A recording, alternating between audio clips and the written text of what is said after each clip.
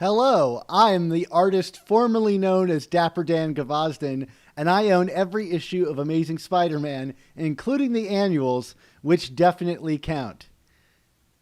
And I am the artist still known as Mischievous Mark Ginocchio since nothing has been removed from my body, Dan. I own every issue of Amazing Spider-Man, but the annuals, and dare I say, the one-shots, except for the Ends of the Earth one-shot, of course, which we've discussed at length, they don't count. Well, you know what truly doesn't count is one's gallbladder. Because I am reporting to you today without a gallbladder. So if I sound pained throughout tonight's show, I am recovering from a pretty serious surgery. And so, yes, well, I love all of you listening. And here I am to talk Spider-Man, the only true cure to what ails me, which is a missing organ and muscle that were cut up to remove it. So good times. Well, anyway, everybody, welcome to the Amazing Spider Talk, the show where two fans and collectors uncover the strange, fun, and fascinating history of the Spider-Man comic universe. Thanks for joining us for this review episode of the all-new Amazing Spider Talk. So today on the show, gallbladderless Dan and I are going to be discussing Amazing Spider-Man, The Sins of Norman Osborn, #1, written by Nick Spencer, with art by Federico Vicentini. I probably said that wrong. I'm sorry. Colors by Edgar Delgado, letters by VC's Joe Caramagna, and a cover by Ryan Ottley and Nathan Fairbairn. How do you say that one too, Dan? I am just. I think you were pretty close. Woo. Okay. This issue was first released on September 16th, 2020. Mark, I'm excited to talk to you about this. I'm curious, what if it was my gallbladder that was really at the heart of all of my astute critical analysis? I guess we're going to find out if 99% of Dan Gavazden still measures up. So, we're talking about whether issues count or not at the opening of this episode. And here we've got what ostensibly seems like an issue of Amazing Spider-Man, but it's a new #1 for The Sins of Norman Osborn. And Mark, I got to start off with this by saying, why isn't this just an issue of Amazing Spider-Man? It just seems like any other issue. Yeah, my answer to that would be, Dan, is because they want to reveal very big things in issue 850 and in issue volume 5, number 50. And if they release this issue in the normal numbering, they would have screwed everything up. I mean, of course, you could say, well, why didn't you just do one less issue on GOG or on Spider-Man 2099? And you wouldn't have this problem. Am I right? It's a very astute thing that you're picking up here, Mark. I mean, my guess is probably that maybe they thought they could get this in less issues and ended up going longer than they originally planned. But there's so many moving pieces in this. I'm sure you could remove some stuff. There's a lot of things that were revealed in this issue, but I don't feel like the plot moved all that much forward that a couple of extra pages in a previous issue couldn't really do. And I like this issue, but I don't think it's all that earth shattering that you couldn't kind of squeeze it in a little bit. Yeah, no, it is interesting. I mean, what you were kind of describing in terms of the content here, it's kind of a weird dichotomy here of a lot of new stuff is kind of thrown out there, but I feel narratively, as some of these issues recently have done, this kind of meanders a little bit, and it's not quite as structurally weird as some of the other Sins issues that we've critiqued have been, but I don't know, I wasn't in love with how this structurally played out, and I wasn't in love with all of the new stuff that's, I feel, now kind of being flung out in very quick succession. So I mean, it both meanders, but also just feels jam-packed. I know that sounds probably contradictory, but does that make sense to you? Yeah, sure. We've kind of got two big overarching plots, which is the stuff with Peter and Norman, and then the stuff with all of the spiders, are also known as here as the Order of the Web, because we needed another archaic term for this. And and they even make fun of it, but like that still doesn't mean it doesn't sound stupid. like pointing out that your own name is stupid still doesn't mean like, oh, do we have to keep calling the well, at least we didn't get secret scrolls today, Dan. Yeah, no, as long as we don't get to that depth. But it's funny. I was seeing this issue sell for like higher prices on the speculator market because they saw it as the origin of the Order of the Web, which is just absurd. Maybe there's something to it about like that it is kind of a regular issue of Amazing Spider-Man, but probably had a lower print run because it's this kind of weird B title that nobody ordered. So it'll probably become desired in some way if you are a collector of this complete story. And there's a couple of reveals and kind of big shifts in Spidey lore, or I guess like one really kind of, I guess you could call it a major one. But the one thing that doesn't really move that far forward is this stuff with the Order of the Web. They're kind of stalling for time to kind of get us back to where we were at the end of the previous issue. But there are some interesting wrinkles here. What do you think of some of this stuff with all the spider people? Yeah, I mean, it's fine. I don't feel, outside of naming themselves, I don't know if they really, like you say, advanced all that much in terms of their story here. I mean, I feel like, and they were even kind of making note at one point where they were like, well, why don't we just talk to him? And they're like, well, we already did that. And it's like, yeah, so what are you like, I'm still kind of like, what are you actually doing to stop Peter Parker from saving Norman Osborn? Like, I feel like they're just kind of pontificating about it and, having these powwows with each other. And, I kind of like that Gwen, and of course it's Gwen, which makes it even more interesting, is like the odd spider out, if you will, in terms of like not really wanting to step in and stop Peter here. But like it seems like a lot of talk and no action and just the general involvement. And I think like when this whole thing was teased, oh man, how long ago was that, Dan? I mean, like this, because I even remember the issue where it happened and you and I were like, oh God, now they're bringing in Miles and Gwen and Spider-Woman. And, you know what I mean? Like, it was just like, here we go. Here comes like, the it's going to be like Spider-Verse, but with whatever this is with Kindred. And I still don't feel any differently about that. I still feel that their role, kind of plays into what I was saying a few review episodes ago, where it's like, okay, I'm assuming at some point when everything is revealed, it's going to make total sense that they're here, or maybe it won't, but like in Nick Spencer's head, it makes sense that they're here. But like at this point, I'm still just like, this is just one more ball in the air, and I don't know if I necessarily understand why they're being thrown in outside of making this feel more eventish, Yeah, and I understand the kind of moral question they're meant to represent. Like, they're the counterweight to Peter. But I think this is really just kind of all a part of why Amazing Spider-Man is such a difficult book these days, whether that is to write or really be handled correctly, is that half of Marvel's line is spider books now. And so these big events have to tie in and have to advertise these characters and get someone to go pick up Gwen's book or Miles' book. And in terms of tie-ins, like, this is more elegant than Thor flying by and being like, read my book. But and we're not getting like, a bunch of tie-ins to like Ultimatum or whatever in Miles's book and the like Gwen clones from Gwen's book and all the mess that's going on there with the Jackal. So I appreciate that that's not like, shoehorned in here, but yeah, they do feel like one more ball to juggle.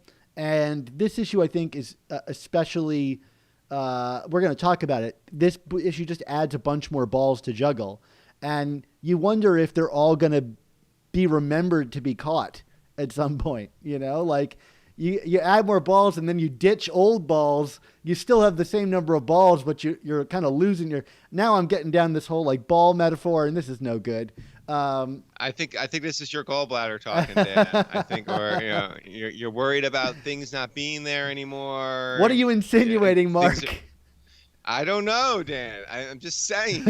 Um, no, I absolutely agree with you. I mean, like, it's the old Chekhovian gun situation. You know, we have a lot of guns being lined up and ready to fire, and odds are when you have this much going on, you're gonna miss one or two at the end of the day, and hopefully it's not so consequential where you're just like, wow, that was a waste of time.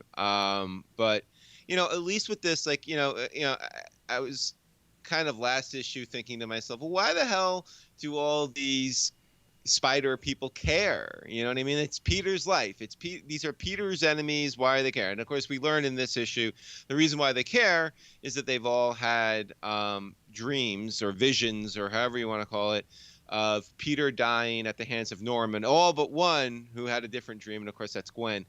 We could talk about what she dreamt about in a second as well. But so I guess that's something that ties us together. It still feels a little. If this feels clunky to me. I mean, I don't know. Like I feel like this is a very forced plot point right now. I'm not saying that they wouldn't be concerned if they all had a similar dream of their friend dying, but like I don't know. It just feels weird. Am I making sense at all? Yeah, you are. For me, I think this all has just kind of ramped up so quickly. Like we've not experienced these people having these dreams. There's just a lot of stuff going on off page, and it just makes the stakes feel kind of artificial. Like they're kind of being made up as they go along. Like how this story has evolved from being like just a Sin Eater story to now Norman Osborn is involved. And, if you're reading Ravencroft, maybe that felt natural. But within the pages of this book, it felt kind of forced. And there's a bunch of things like that where things just continue to escalate. But I don't know that the work has been done in the actual pages of Amazing Spider-Man to kind of get us there. Instead, we were spending all this time on these other little stories, whether that be about like the, devices that can tell the future and all that stuff. And if this was the story that we were building to, I feel like we could maybe have like gotten there a little more organically than we are here. But I'm still kind of on board. For me, it's all about, does this stick the landing?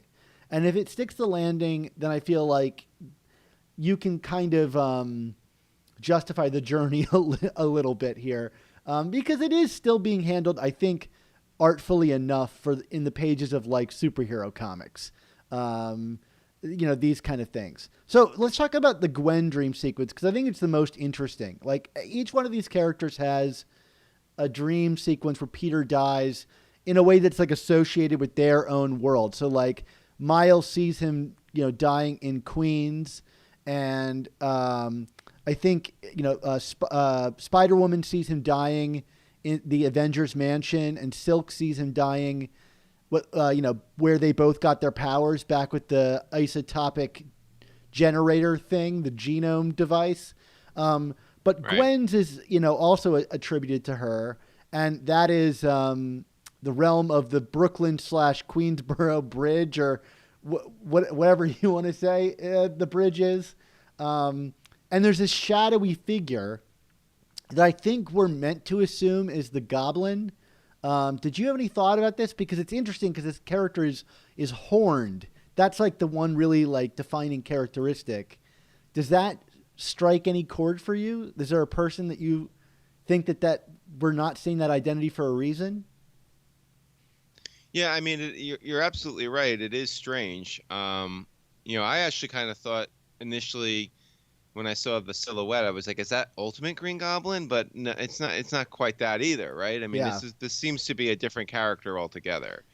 In terms of Um, goblins, I was thinking about Menace. Like Menace has horns, but right. the body type does not suggest Menace. It suggests like a man, like like it's a man's body.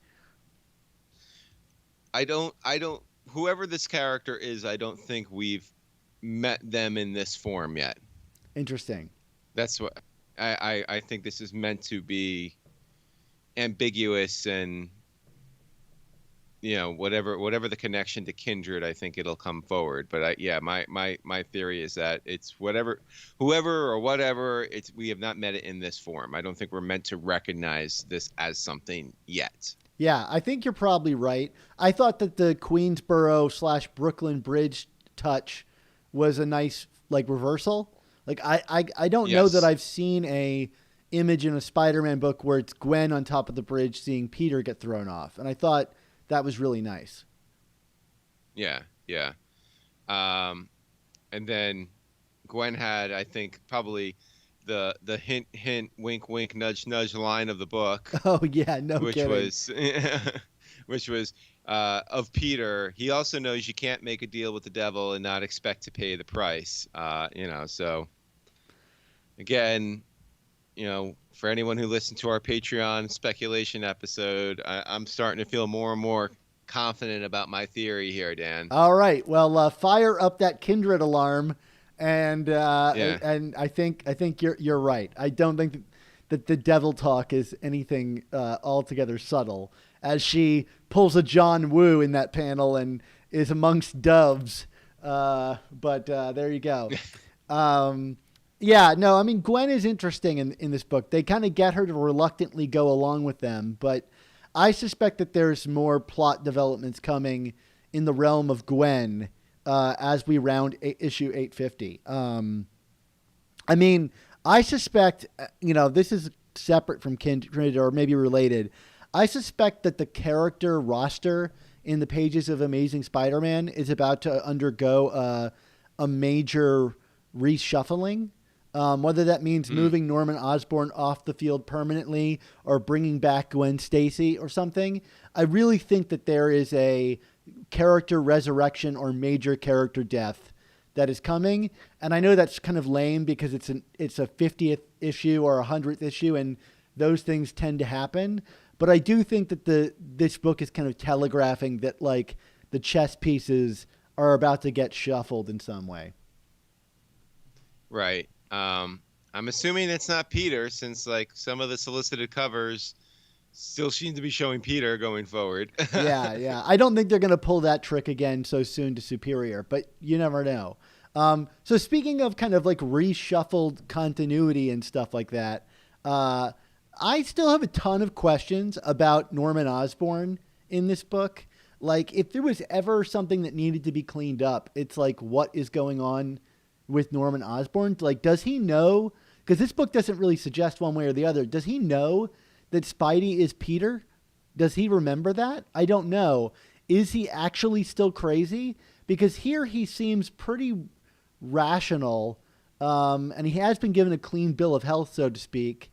But he also references, he remembers Gwen's death, which is another kind of call out to that. He makes reference to that. And he still has superpowers. So he's still got the memories of the Goblin and the powers of the Goblin, but does he know it's Peter? It's very unclear here, and I'm trying to remember. Were you the one who? Well, I shouldn't say, are you the one? I know you did, but I'm trying to remember exactly what this is in reference to. Where I don't know if it was Sin Eater or someone else that could something be going on where Norman finally found his sanity, and this is what we're seeing. You know what I mean? Either through the power of the Sin Eater, maybe the Sin Eater has already gotten to him. I don't know. You know what I mean? I'm just trying to think. But yeah, it's very odd because he does seem rather rational, but he's still, like you said, has his goblin powers and seems to dislike Spider-Man greatly, but I don't know, the whole ending of 800 does not seem to be referenced at all. It's just kind of crazy to me. Yeah, you'd think if he did remember, well, first of all, I don't think that he would come back remembering that and then just go work at Ravencroft and not hunt Peter down, considering that was his main goal around issue 800. So I'm going to assume he doesn't know, but that seems like a strange thing to not really ever address in the pages of this book. if you're going to bring Norman back. And I guess we'll find out, I'm sure, in the next issue or so. But it's something that I'd like cleared up. I mean, and I guess this goes to like the problem with, first of all, there being no editor's notes in the past few issues about like things that are happening in others' books. Like I imagine you were reading this issue, Mark, and you turned the page and Ashley Kafka was alive again. And you were like, what the hell? That killed me. Yeah, and is she showing up in other books? Is that she in Ravencroft or something? Yeah, she's in the Ravencroft book, and you find out that it's not the clone from the Clone Conspiracy version of her. It's another clone from the Clone Conspiracy version of her. So she's back. And I don't know, like... But it's a clone. Yeah, it's a clone. But they don't really... I mean, they kind of make a joke about it here, but not enough. And in my mind, if you're going to do these like big character reversals, you at least should tell us where to find them. I don't think Ravencroft is selling that well. I mean, the title of the book is Ravencroft. How big of an audience could there be for that book? That book is really silly. I'm just going to say it. Like, do you know that Roderick Kingsley is working at Ravencroft simultaneously to the events of this? What? Yeah, exactly. Is that book still even coming out right now, or is that has that book been kind of holding up from pandemic stuff? I'm still catching up on Marvel Unlimited with it, so I'm not entirely sure because I didn't even pick it up. You know, like it was just a Ravencroft book, and so I think I'm like 3 issues in, but I know that like there's another reveal. So like also in Ravencroft right now is the Punisher. He's been locked in a cell, and there's a mystery of who's in that cell. So there's all these like plot beats from Amazing Spider-Man and Ravencroft that are very similar to each other. And it's just like, I don't know, it's one of those things again where it's like, is the editor really paying attention here? Like this could be really smoothed out and made a lot easier for people. If you're going to do these big things, like have Norman be cleaned of his insanity, you know, maybe do it in Amazing Spider-Man. It reminds me of the handling of the Jonah thing in Spectacular, where it's like, hey, this is the biggest plot change in all of Spider-Man's universe, and it's happening in a B book, and we're not going to reference it until it suddenly becomes a major plot point in Amazing Spider-Man. So I don't know. But it is weird how they're splitting these things up. And the Norman Osborn thing remains a big question mark for me. Yeah.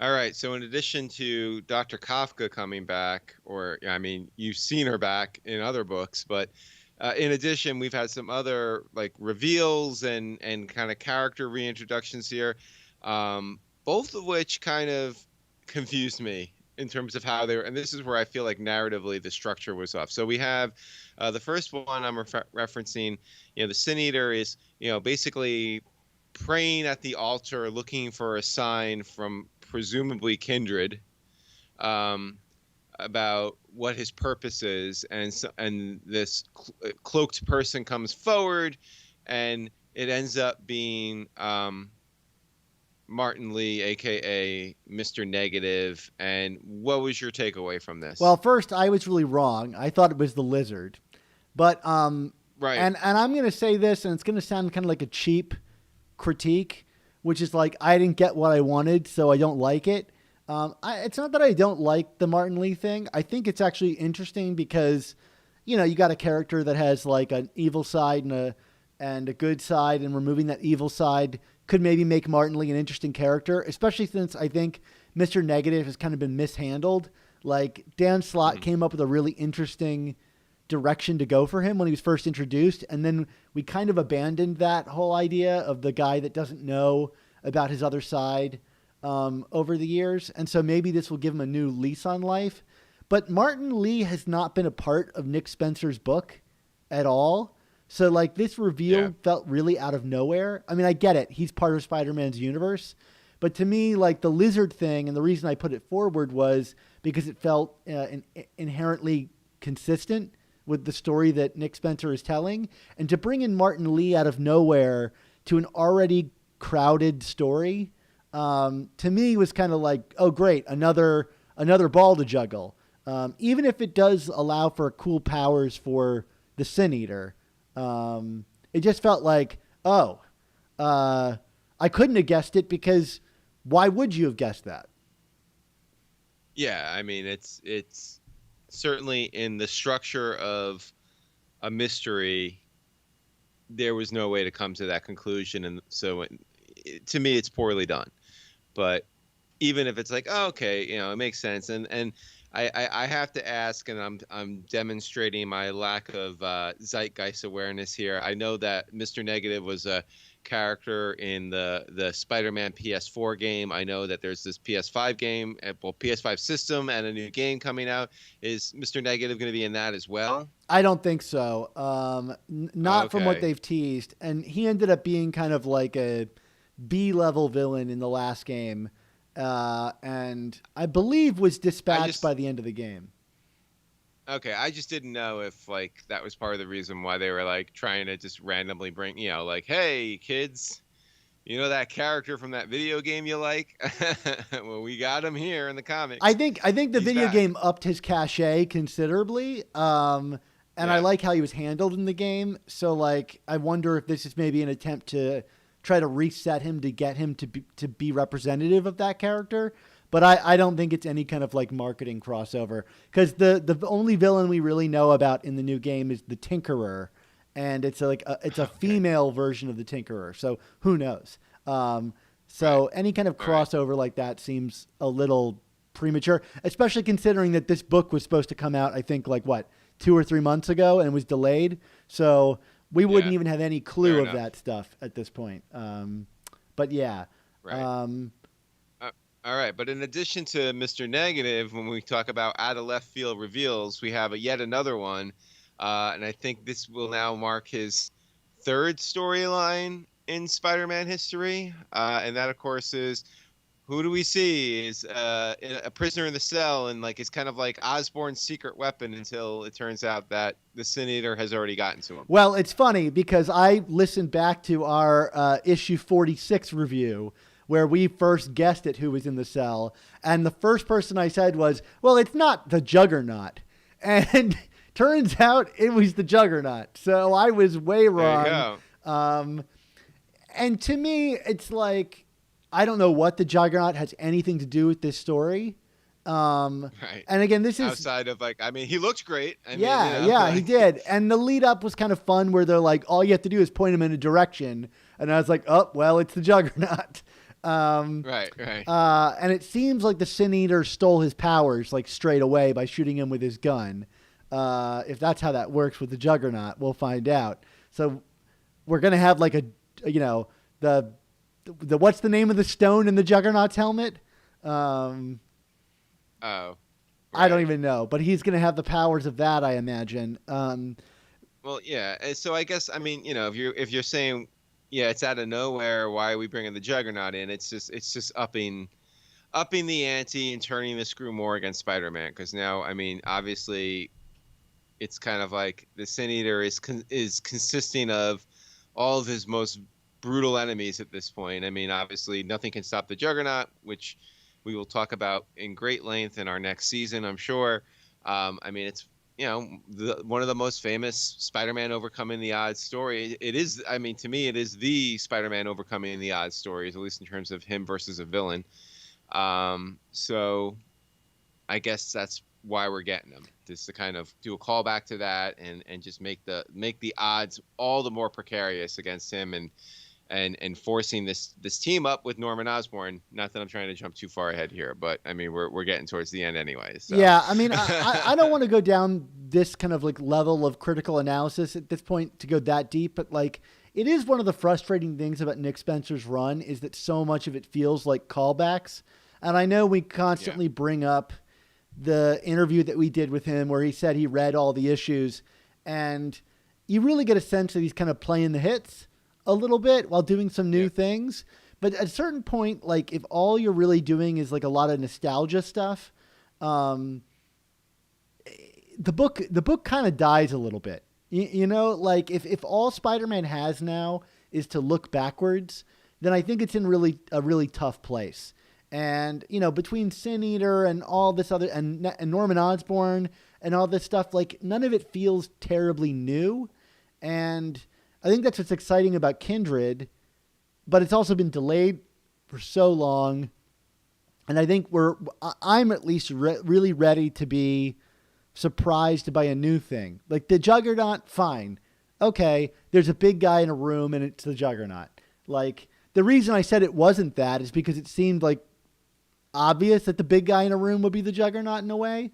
But only obvious in a way that's like only oriented around nostalgia, which is we need a big guy, so it's going to be the Juggernaut. It doesn't have anything to do with our story. It's just Spider-Man fought Juggernaut a couple times, and people like those stories, so we're repeating it again. Yeah, yeah. No, that makes sense. And you're right. Yeah, I mean, I'm with you. I don't want to go too deep into this, but yeah, it's nostalgia, but like I don't know. It's kind of like I don't want to say the worst of nostalgia, but like No. it's very superficial nostalgia.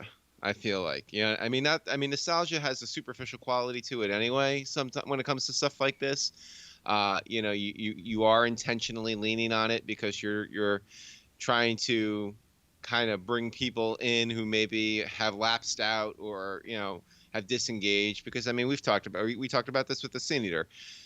Who outside of like the people who revere those stories from the 80s really cares who the Sin Eater is at this point? I mean, newer readers don't. And it's not like there's a real revenue generating reason to kind of drive people to those old stories right now. You know what I mean? Like you can just read them online, whatever. Read them on the Unlimited, I guess. I mean, but it's not like they're trying to bring the Sin Eater back to sell Marvel Unlimited subscriptions. And I think with the Juggernaut here, it's kind of like it's I go back to the word superficial. It's just like, okay, well, we're gonna throw this in there now because hey, this is like a great story and the Roger Story run, and but like you said, what's the actual purpose here? Like it's not even like the Juggernaut is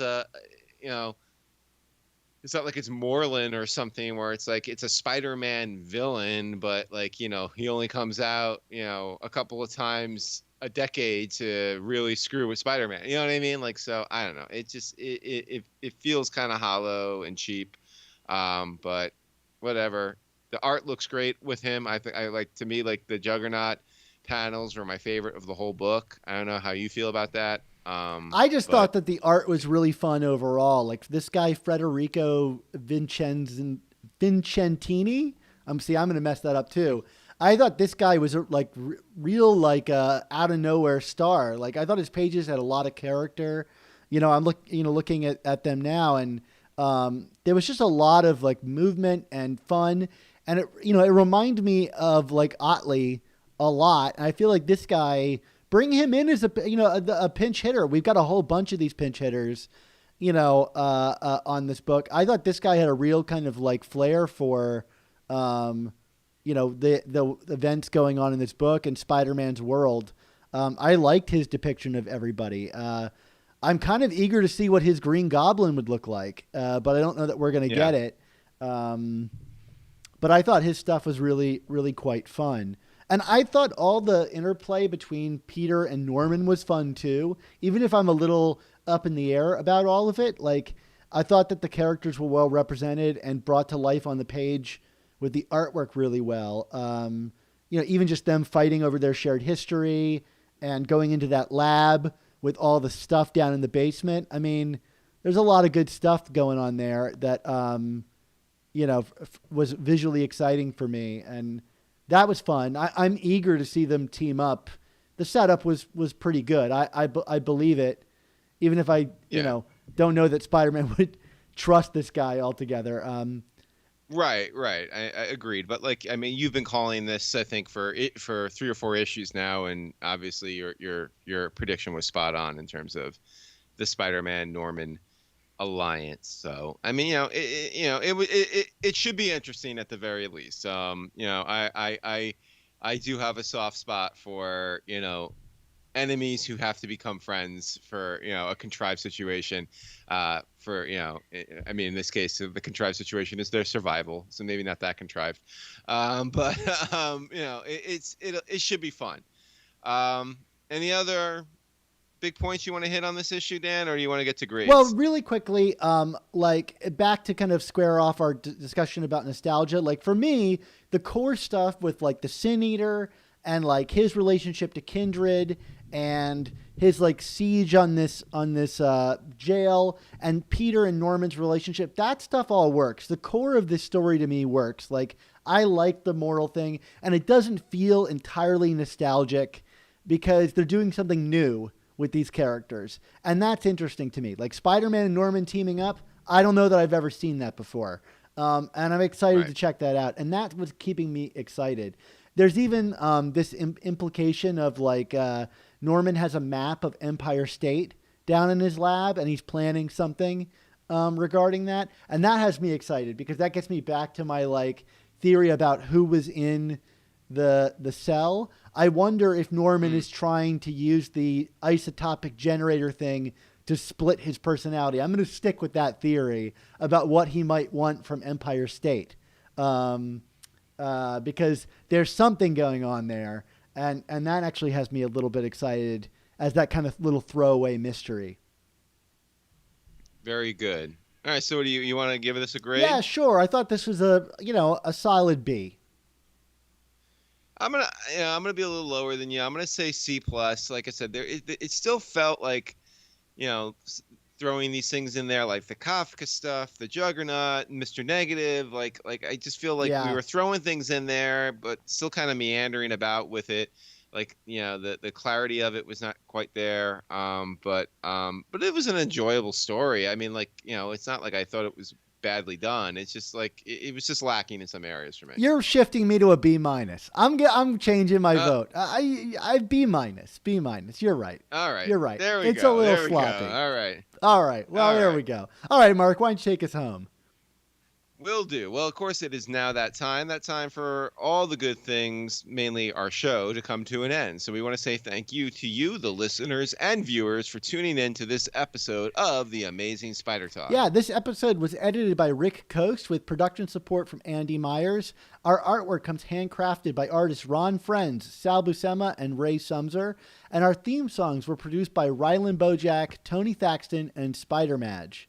This episode was originally released on Patreon as a live stream hangout. So hi, all of our live streamers. And thanks for coming. Back when this comic was first originally released. So if you want to help support our show's continued existence and these reviews while joining us on the live stream, why not head on over to our Patreon and sign up and join us? But Mark, until we get a new volume of Marvel Team Up all about Norman Osborn, what is our motto? That motto is, with great podcasts, there must also come the amazing Spider Talk. Awesome. Well, hey, everybody who's hanging out in our Patreon feed, thanks for hanging out with us tonight.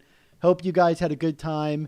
Mark, I've actually got an interesting comment here from SoFlo Entertainment, who's a listener of ours, and a patron. Mm-hmm. And he says, is the horned figure Mephisto? What do you think about that? I mean, possible, but again, I still feel like it's not someone we are meant to recognize. So I'm holding firm to that. Yeah, I think the figure's a little too bulky for Mephisto. Like, he's a pretty lithe guy. It could be another demon, though, for sure. Yeah.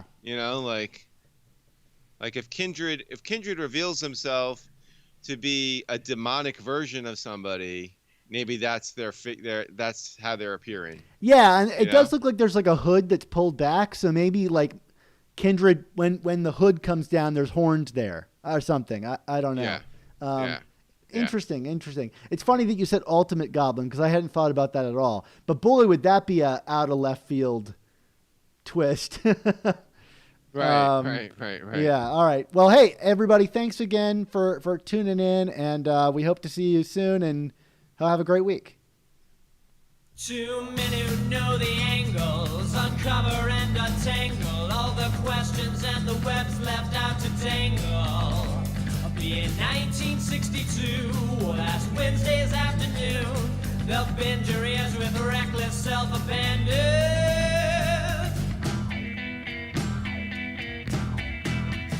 The amazing Spider Talk.